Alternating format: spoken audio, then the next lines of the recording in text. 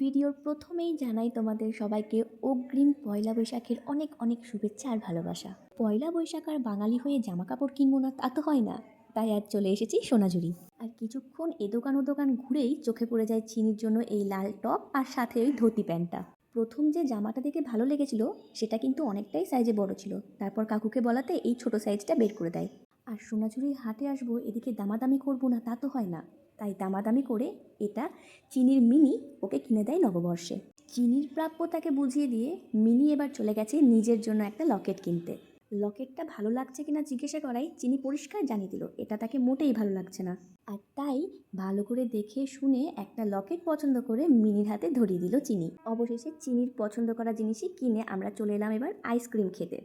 এই দোকান ও দোকান ঘুরে বড়ই ক্লান্ত, তার উপর সামনে যদি আইসক্রিম দেখতে পাই না খেয়ে থাকা যায়? আর আইসক্রিম নিয়ে একটু কায়দা করবো না?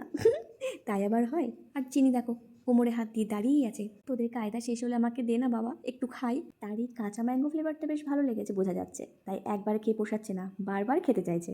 নিজে আইসক্রিম খাবে আর অন্যকে জ্ঞান দেবে, দেখো কেমন পাকা পাকা কথা বলছে শোনো। খাবে না তুমি, ঠান্ডা লাগবে।